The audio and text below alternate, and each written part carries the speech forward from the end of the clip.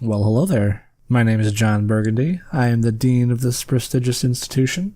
I'd like to take some time to share with you my plans for starting off in the new Legion League for Path of Exile.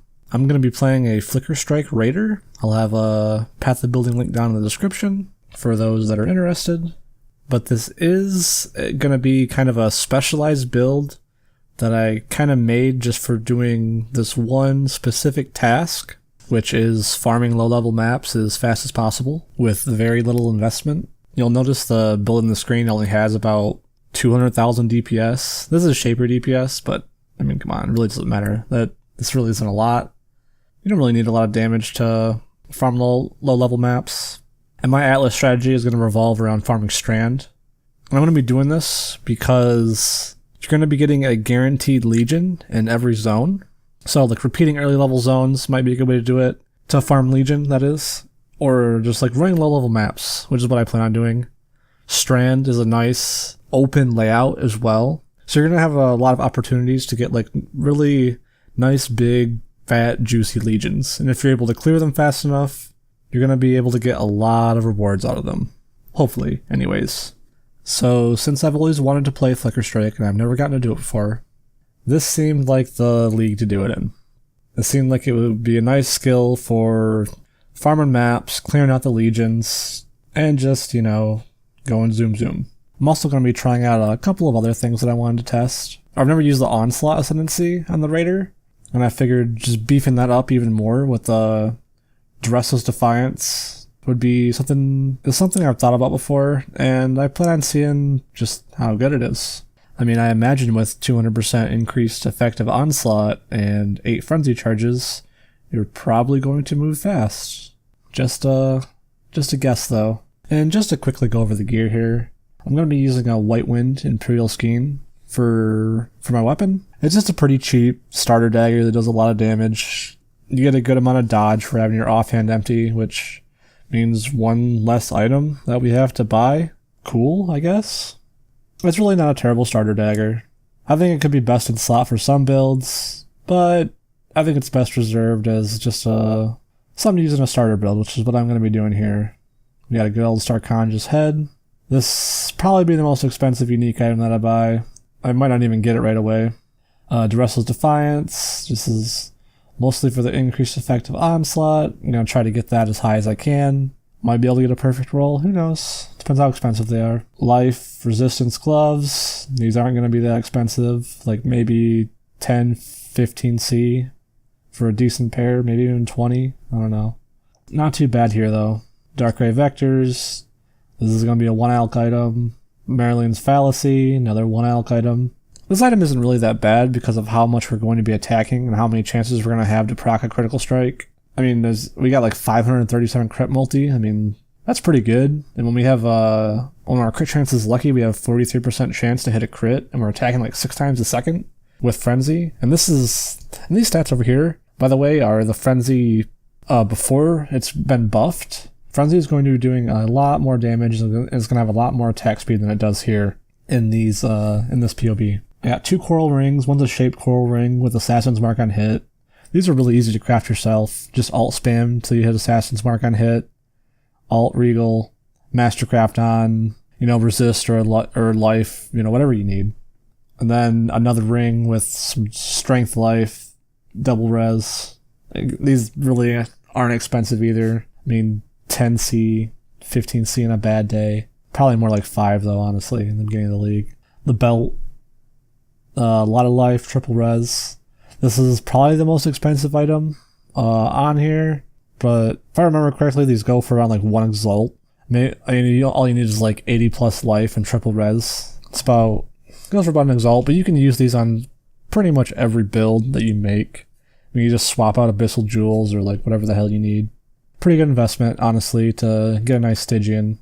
I always swap these around in all my characters. And when I'm starting off, I probably am going to cheap out on the belt and only get like two resistances and a good life roll, and then not use the Starconjas, and just use that to kind of fill in the resist that I'm missing and get a decent life roll on it for my head, instead of using the Starconjas at first.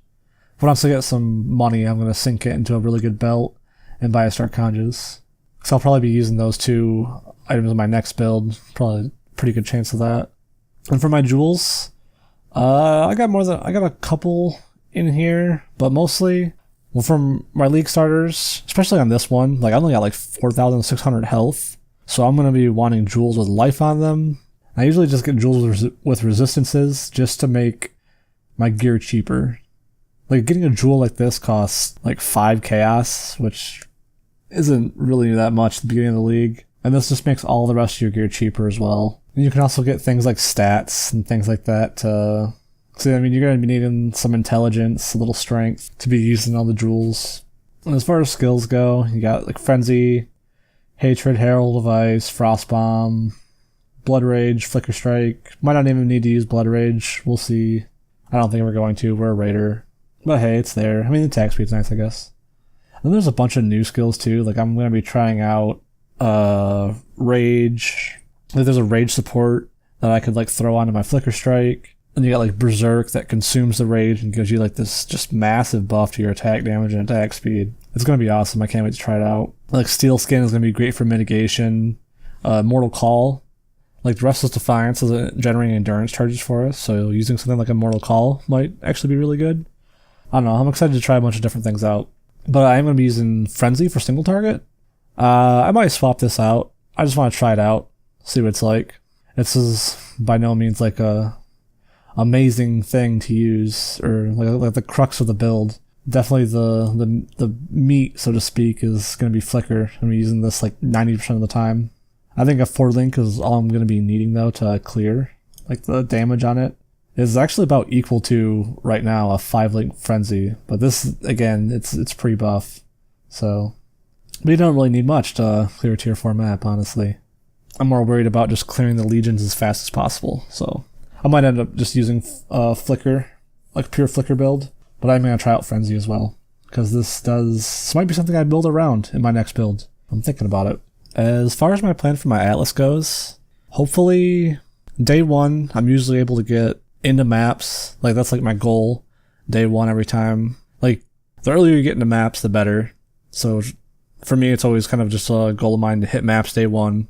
Then usually like day 2 or 3, I spend just like setting up my Atlas and kind of just doing whatever strategy I have. Sometimes it's just like clearing the whole thing and just farming red maps as soon as possible. But this time, I think it's going to be pretty advantageous to farm the legions and run low-level maps with nice open layouts. So Stranded is. I'm not going to complete any tier 4s or any tier 5s.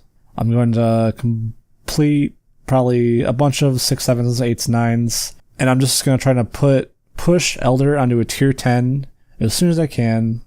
Get my tier 10 Elder Orb, shape Peninsula, so then I can just run Strand all day, and the only map that's ever going to drop from running a Strand map is a Strand. Because if you shape Peninsula, it'll turn into a tier 10, and so it won't be able to drop the tier 5 version of it. So when you run Strand, you can't drop a tier 10 map, obviously, if it's a tier 4 Strand. So you'll just be dropping Strands all day, and this will help you out a lot in sustaining the map.